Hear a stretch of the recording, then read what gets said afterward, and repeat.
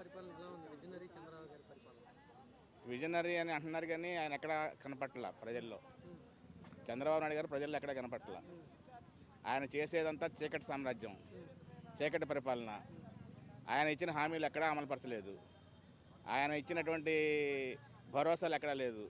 సంపద సృష్టిస్తాను అని చెప్పన్నాడు. ఎక్కడా సంపద సృష్టించింది? జగన్మోహన్ రెడ్డి గారు రెక్కల కష్టంతో కట్టేటువంటి 17 మెడికల్ కాలేజీలని ఆయన తన తాబేదారులకి, తన సామాజిక వర్గ ప్రజలకి ధారాదత్తం చేస్తున్నాడు. ఇదేనా సంపద సృష్టి? హ్మ్. పేద విద్యార్థులు మెడికల్ కళాశాలలో చదువుకునే అర్హత లేదా? బడుగు బలహీన వర్గాలు విద్యను అభ్యసించే అర్హత లేదా? కాలేజీలు కట్టేంత డబ్బులు లేవు ప్రభుత్వం దగ్గర అంటున్నారు చంద్రబాబు గారు. మరి చంద్రబాబు గారు కానీ, లోకేష్ బాబు గారు కానీ, పవన్ కళ్యాణ్ గారు కానీ చార్టెడ్ ఫ్లైట్స్, స్పెషల్ ఫ్లైట్స్ వేసుకుని తిరుగుతున్నారు. వాటికి డబ్బులు ఎక్కడ నుంచి వస్తున్నాయండి? ఆయనకి ఖర్చు సుమారు 500 కోట్ల రూపాయలు ఖర్చు పెడుతున్నాడు. మేమేమన్నాం, 10 రోజులు ఇంట్లో కూర్చొని నువ్వేం పని చేయొద్దు, ఆ ఖర్చు పెట్టి మెడికల్ కాలేజీలు కట్టండి. గవర్నమెంట్ 5,000 కోట్ల రూపాయలు పెట్టి కడితే ఇవాళ 17 మెడికల్ కాలేజీలు అందుబాటులోకి వస్తున్నాయి ప్రజలకి. పేద బిడ్డలు చదువుకుంటారు, పేదలకు వైద్యం అందుతుంది. అది విజనరీ అంటే. జగన్మోహన్ రెడ్డి గారు ఆ విజనరీతోటే పేదలకి వైద్యం అందాలని చెప్పని, పేద విద్యార్థులు చదువుకొని డాక్టర్లు అవ్వాలని కలగని ఆ యొక్క ఇది పెట్టాడు, పెట్టుబడి పెట్టాడు. అది పెట్టుబడి, జగన్మోహన్ రెడ్డి గారు పెట్టిన పెట్టుబడి. దాన్ని వీళ్ళు వాళ్ళ తాబేదారులకి, వాళ్ళ సామాజిక వర్గానికి ధారాదత్తం చేస్తారు.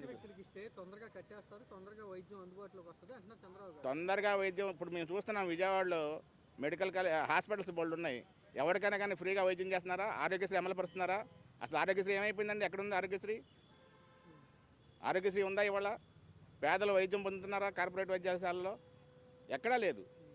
కాబట్టి గవర్నమెంట్ మెడికల్ కాలేజీలు ఉంటే, గవర్నమెంట్ హాస్పిటల్స్ ఉంటే ప్రజలకి అందుబాటులో వైద్యం ఉంటుంది, పేద విద్యార్థులకు అందుబాటులో విద్య ఉంటుంది. కొంతమంది దుష్ప్రచారం చేస్తున్నారు, ఈ పీపీపీ వల్ల చాలా లాభం అంటున్నారు.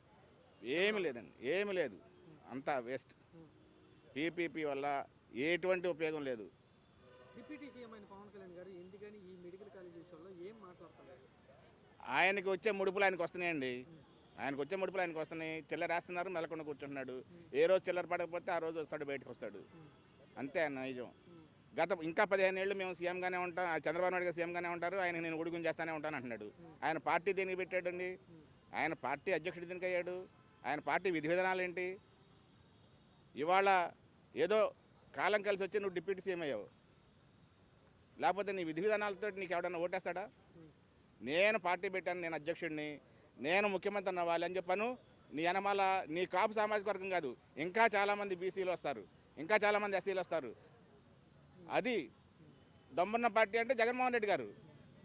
జగన్మోహన్ రెడ్డి గారు మాజీ ముఖ్యమంత్రి వైఎస్ రాజశేఖర రెడ్డి గారు కుమారుడు అని చెప్పిన ఓట్లు ఇలా ఆయన ప్రజల నుంచి వచ్చాడు బయటికి.